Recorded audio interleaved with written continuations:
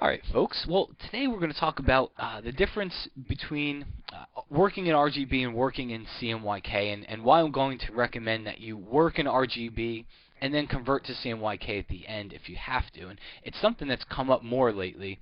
A lot of digital photographers are printing their work.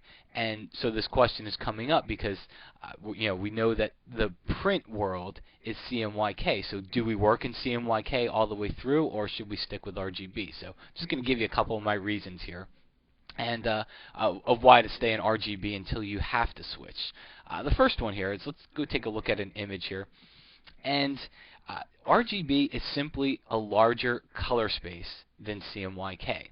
I actually got this image off of the MIT website, but what it's showing us here is the gamut, and the gamut is just a fancy way of saying the amount of colors that that color space can represent.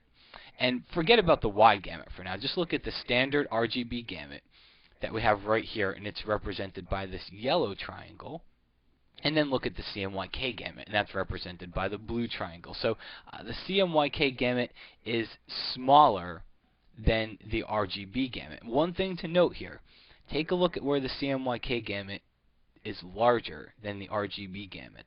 It's in that greenish and that bluish color range. So that's kind of important to remember, because when you make switches from RGB to CMYK, you're going to notice a lot of your changes happen in the green area if you do see changes. So RGB is just a wider gamut, and here's the thing.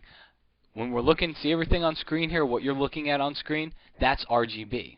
Alright, so if you work in RGB, you're getting the most amount of colors you can. It gives you the option to output for the screen, to output for the web.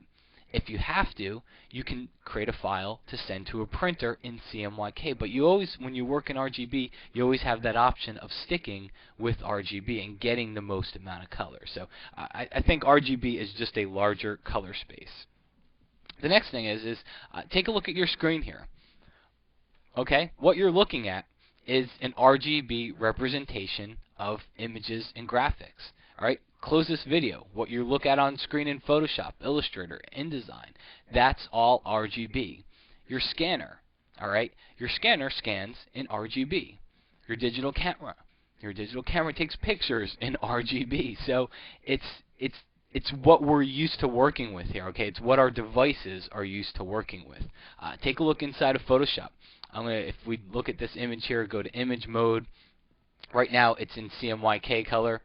Take a look under the filter menu.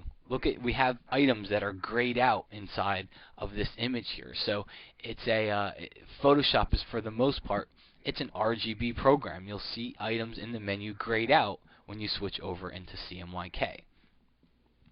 Next up here is CMYK is generally 25 to 30% larger when it comes to file size. Not the color space itself, but the files are 25 to 30% more heavy.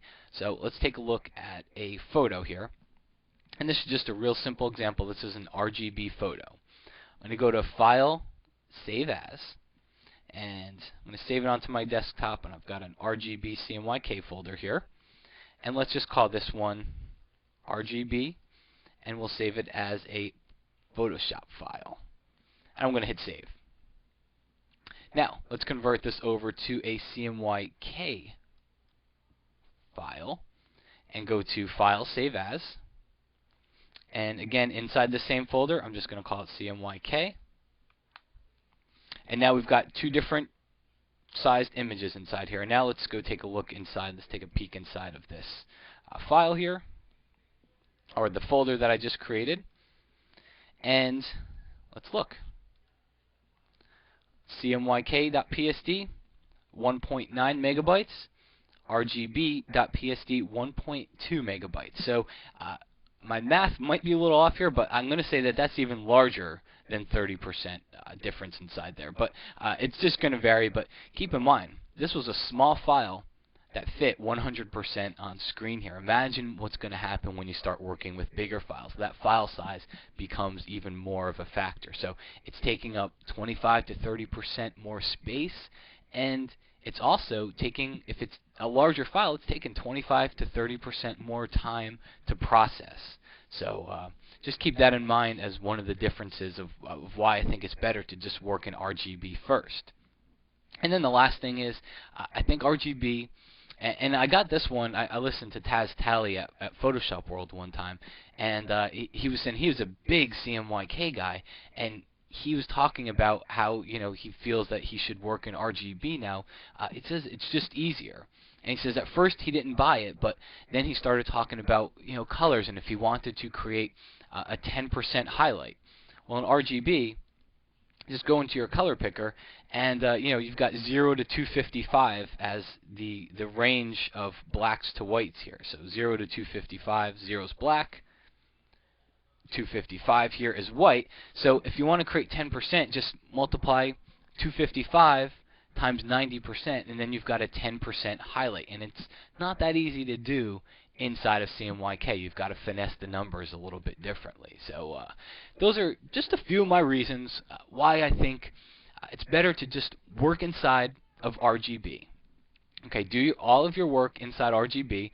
If you're going to be printing to CMYK, if whoever you're sending your files to requires CMYK, well then make that conversion at the end. Don't go back and forth. Okay, every time you go over to CMYK, you lose some of your color information and some of your colors shift. Then when you go back into RGB, well, you got to go back into CMYK again, and the same thing happens. So the more times you do it, the more information that you're going to lose inside of your images and inside of your photos. So if you do need to make that switch, work in RGB, and then at the end, convert it over to CMYK and send that file to whoever you need to. But at least you always have your RGB should you need to display it on screen or on the web or one of those circumstances there. So hopefully I shed a little bit of light for you here on the whole RGB CMYK conversion thing, and as I mentioned in the beginning, it's become more and more of an issue because a lot of photographers are not just printing out on a small desktop printer, but printing pro quality prints right from within Photoshop. So it's important to be able to get this stuff right and get the best print that we can.